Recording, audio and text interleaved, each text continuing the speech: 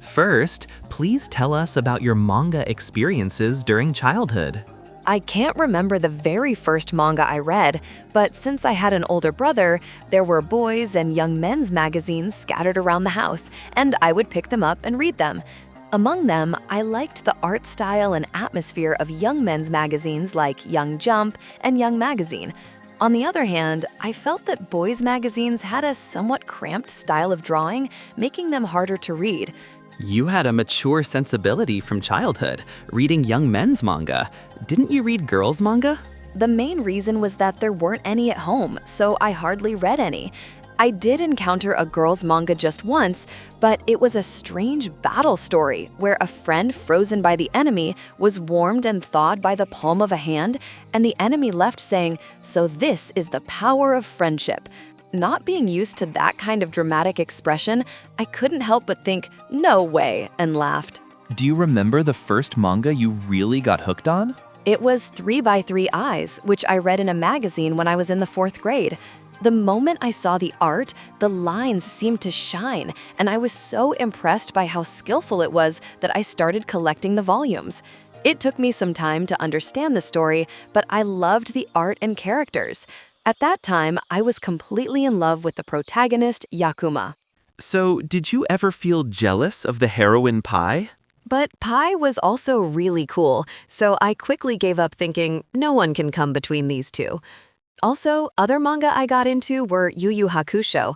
As for anime, I liked Infinite Ryvius, and for games, Chrono Trigger.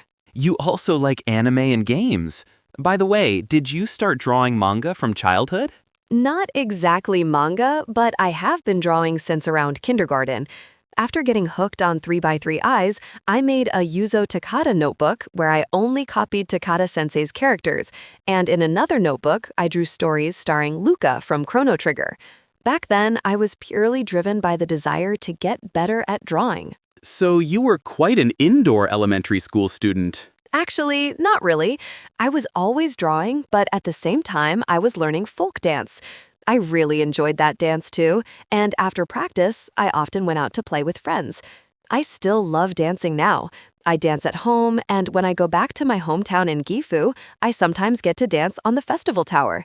I realized this as an adult, but I like doing things in groups. Recently, I've been hooked on marching band videos, and I often play them while working. You like doing things with friends and also watching those activities, right? Yes, that's right. I love my friends so much that I hate saying goodbye.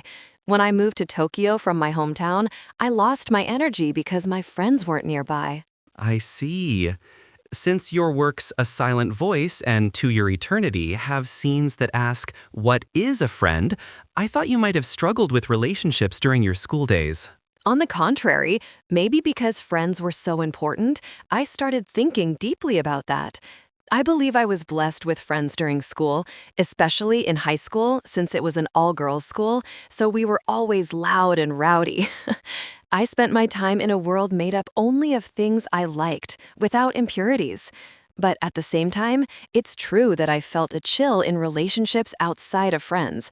For example, when someone I didn't consider a friend suddenly invited me to a farewell party, I was like, huh? I often thought about the difference between my boundary of who I consider a friend and that person's boundary. Your work, A Silent Voice, deals with bullying of a hearing-impaired person. But from what you've just said, it seems you yourself didn't have such experiences, right? That's right. In terms of school caste, I think I was pretty low, but I never experienced what is typically called bullying, nor did I ever feel lonely. Even so, you were able to depict such a realistic atmosphere. I just didn't have the experience myself, but it was close to me. I often heard stories about troubles at school from my older brother and sister, and since my mother is a sign language interpreter, I often heard about people with hearing disabilities. I also knew how some teachers were irresponsible and unreliable, so I had no expectations of them and viewed school life with a cold eye. Well, maybe because of that attitude, I was sometimes picked on by teachers. A silent voice was created by relying on the atmosphere I felt back then, combined with my own experiences from school. I see. I heard that by high school you were submitting your work to publishers and manga contests. When did you decide to become a professional manga artist? I had thought about it vaguely since middle school, but my motivation really ignited when I became a high school student. Working part-time at a clothing store and buying manga art supplies was a big deal. Until then, I had been drawing with pencils on copy paper, but having proper art supplies made me determined to do it. At first, you took your work directly to publishers rather than submitting to contests, right? That's right. When I went to Tokyo on a family trip, I had the chance to move around freely, just me, so I took my work to weekly shonen magazine, Kodansha. Why Weekly Shonen Magazine? When I asked a friend, where should I bring my work, they said, for you, it's definitely magazine. So I honestly thought, I see. What kind of work did you bring? It was a serious gag manga, but fortunately, someone involved said they wanted to read more, so I felt yes and got motivated. Right after returning, I drew a work that became the prototype of To Your Eternity and submitted it to a newcomer award. I didn't win, but I received an encouragement award. I'm surprised the prototype of To Your Eternity was born during high school. Still, your works cover a wide range from gag to fantasy to contemporary drama. I've always been that way. I like to draw stories in various genres. Someday, I hope to conquer all genres. I see. And you submitted the original version of A Silent Voice after graduating high school. Yes, I wanted to move to Tokyo after high school, so I thought I'd try drawing familiar motifs while I still could. So while working part-time at a variety goods shop, I completed A Silent Voice. You worked part-time at a clothing store in high school and at a variety goods shop after graduation. Do you like customer service? But at the clothing store, I almost got involved with gangsters. And at the variety goods shop, I was pickpocketed and literally was shocked to my core. So I'm definitely done with that. Your A Silent Voice was selected for a Newcomer Manga Award, but because of its sensitive content, it was not published. About a year later, your first serialized work, Marduk Scramble, began. How did you feel during that time? A work that doesn't get published is basically as if it doesn't exist, so it was painful. Even when my editor told me to work on the next piece, I couldn't switch my mindset easily. When I got this new opportunity, I thought, I just have to do this, and took it on with that determination. You debuted without much experience as a manga assistant, right? After moving to Tokyo, I tried being an assistant for 3 days as a trial, but one of the other assistants kept bad-mouthing someone all day, and it was so scary that I quit. I see. The original work is a novel by Ubukata To, and it's a near-future sci-fi action, which is completely different from your previous styles. It was really tough. It took me about half a year just to draw the storyboard for the first episode, and I was mentally exhausted. Looking back, I think I was quite unskilled, and I regret not being able to draw it better. Your first serialized manga, Marduk Scramble, is based on another author's novel, so your approach to production must have changed compared to your original works. When doing a comic adaptation, the original is like a Bible, so I read his novel to death. Then I cut and added parts to fit the manga's page count, creating a climax on the last page. I developed a habit of thinking very logically. Until then, I had been making manga intuitively, so breaking it down logically was a great learning experience. Compared to the novel, the reading experience feels a bit different. Instead of focusing on the near-future cyberpunk atmosphere, the story centers more on the protagonist Bharat's drama. That was a conscious choice. Balat is a former prostitute, so I thought readers might find it hard to empathize with her. So in the story, I actively showed her eating meals and gave her more human expressions to bring out her humanity. I wanted to emphasize that this story was all about Balat from start to finish. Ubukata-san kindly watched over my approach with an attitude of, please feel free to do as you like. He really is a kind person. Do you want to do another comic adaptation of a novel someday? If I come across a good original work, I'd like to try again someday. However, the more seriously you do a comic adaptation, the more you feel your own imagination is lost. So if I do it, it might be when I'm tired of my own creations. Well, novel adaptations also come with great responsibility and pressure, so it's by no means easy. Also, during the serialization of Marduk Scramble, a silent voice was published, and after a remake version, it started as a serialized version in Weekly Shonen magazine, right? When A Silent Voice came out, it cleared the haze in my heart, and I was able to start drawing the serialized version with a very positive feeling.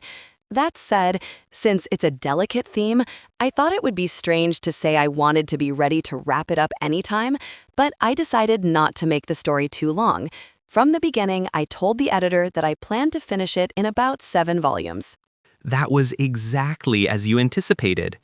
In the serialized manga version of A Silent Voice, all characters involved with the heroine Shoko are deeply explored, creating a setup where readers can empathize with at least one character. Do the characters have models? Rather than modeling any character on a specific person, I feel like every character is a part of myself. I don't draw characters just because I knew someone like them. Instead, I thoroughly delve into the mental state of the characters in each scene and draw as if I'm possessed by them. The character I put the most of my own emotions into is Ishida. Through him, I relive things I felt during my student days, like, if only I could have done that. You're not in the same situation as Ishida, but do you have regrets about things you couldn't do? Yes, I do. I was fortunate to have friends, but I never really fit into the world of teachers, classrooms, or schools. From an outside perspective, I might have been a really unpleasant person, and maybe I even hurt someone. In that sense, A Silent Voice also has an aspect of being a self-admonition for me.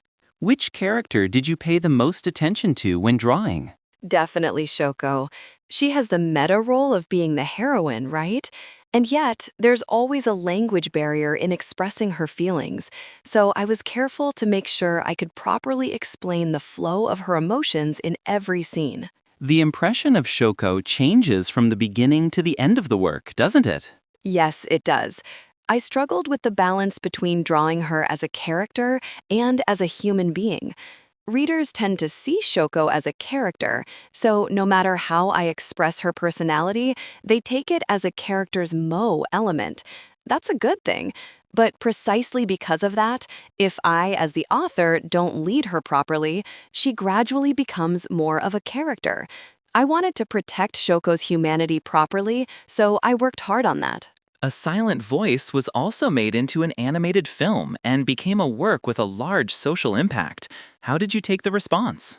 During serialization, I constantly checked readers' reactions on bulletin boards. I wanted to see what everyone was responding to, what they expected, and what they discussed about the work. As a result, everyone's reactions and discussions became factors that deepened my work, so I think that was good. In your current serialization, To Your Eternity, various themes such as life and death, people and things, love and hate, and war and peace are incorporated around the axis of life and death, and it feels like an enormous drama is unfolding.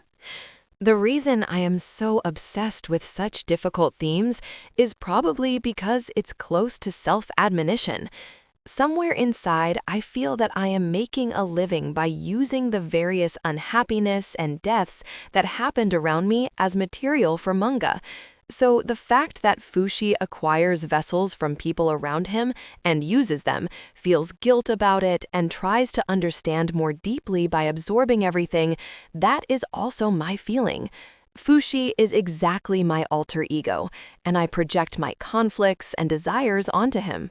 Your intense passion can be felt in every detail, and that connects to the appeal of your manga. But isn't it mentally very tough to continue drawing with such a mindset? Thanks to that, I'm usually pretty depressed.